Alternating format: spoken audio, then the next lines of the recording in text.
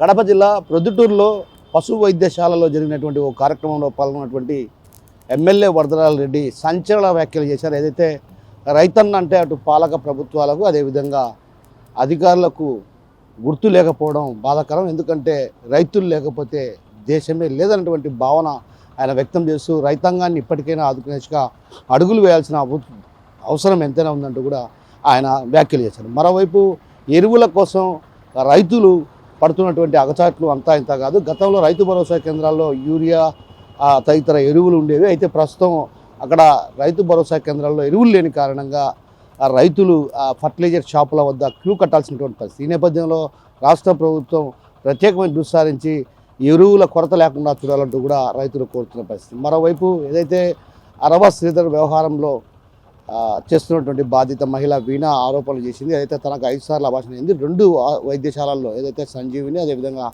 Life వైద్యశాలలో కూడా తాను అబార్షన్ చేయించుకున్నానంటూ కూడా ఆమె చెప్పడాన్ని అక్కడటువంటి వైద్యులు తప్పుపడుతున్నటువంటి పరిస్థితి కనిపిస్తుంది. అదేవిధంగా తమ హాస్పిటల్లో ఎలాంటి అబార్షన్ జరగలేదంటూ కూడా ఆమె వ్యాఖ్యలు చేసింది. మరోవైపు కమలాపురంలో మాజీ ఎమ్మెల్యే రవీంద్రనాథ్ రెడ్డి సంచలన వ్యాఖ్యలు చేశారు. రాష్ట్రంలో కూటమి ప్రభుత్వం వచ్చాక 2 ఏళ్ల కాలంలో 3 లక్షల రూపాయల మేర అప్పు చేశారు. అయితే మళ్ళీ అంటే ఇది ఒక రకంగా ఈవీఎంల ప్రభుత్వం కాబట్టి మళ్ళీ వస్తామో రామో అన్నటువంటి భావనతో రాష్ట్ర వ్యాప్తంగా దోచుకునే కార్యక్రమానికి తెరలేపారంటూ కూడా నిప్పులు చేరినటువంటి పరిస్థితి.